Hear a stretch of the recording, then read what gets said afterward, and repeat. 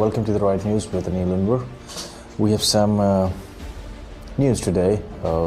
President Donald Trump is urging his supporters to stop Joe Biden from destroying the Supreme Court. President Trump made his comments in 2:40 a.m. tweet on Friday. He wrote, "Biden will destroy the United States Supreme Court. Supreme Court, don't let this happen." Trump suggesting the Supreme Court will ultimately decide the election. Also tweeted, "If Sleepy Joe Biden is actually elected president, the 4 justices plus 1 that helped make such a ridiculous win possible would be re-elected to sitting on not only a heavily packed court, but probably revolving court as well. At least the many new justices will be a radical left." Biden has said he would set up a bipartisan commission to look at reforms to the U.S. court system. His comments were sparked by Democrats' calls to expand the number of seats in the Supreme Court. According to the new poll from the Independent News, most voters do not want to see Senator Kamala Harris, the Democrat candidate for the vice president, become commander-in-chief. The survey, which was conducted with the British research group GL Partners, found that the less than 1/3 of voters said they would like to see President Harris, 28%, while just under the half, 44%, said they would not support Harris become president. Brett Favre endorsed President Donald Trump on Friday, announcing on Twitter why he voted for him. He said, "My vote is for what makes this country great: freedom of speech and religion, Second Amendment, hard-working tax-paying citizens, police and military."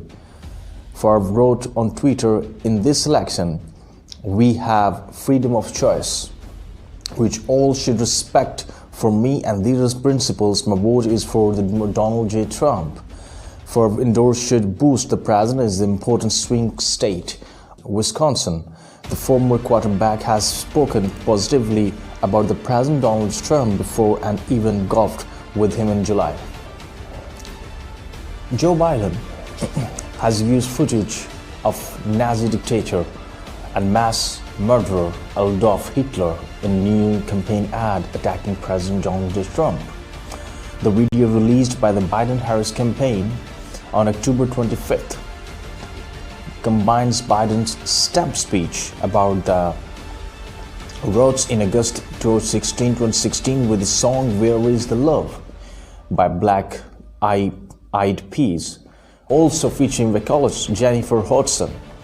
One sequence in the video features a trivial footage of Adolf Hitler saluting a crowd in Nazi Germany. The crowd returns in famous chilling salute. Biden's use of Hitler violates the requests by the Anti-Defamation League (ADL), a left-leaning Jewish civil rights organization which asked candidates to avoid references to Nazi and Holocaust in the 2020 campaign. Recently, the ADL rebuked a left-wing organization for an ad that featured images and video footage from the Nazi Germany and a split screen with images and photos of Trump rallies, as described in The Hill. Today, I want to appeal you to vote President Trump in this important election. Re-election is the only way to restore the conditions President Trump created that whipped out unemployment. This, combined with the imminent elimination of illegal immigration against fierce democratic resistance, has resulted in an increase in income growth among the lowest 20% of income earners compared to the highest 10%. A worthwhile start, mentioned to address the problem of global income inequality before the start of the COVID-19 crisis. Only President Trump's victory will ensure the current relatively low rates of corporate and individual income tax are maintained, and that the insane and highly destructive lockdowns are counterproductive in the cowardly terror of the coronavirus, which only threatens 1% of the population who can do it, be isolated and protected.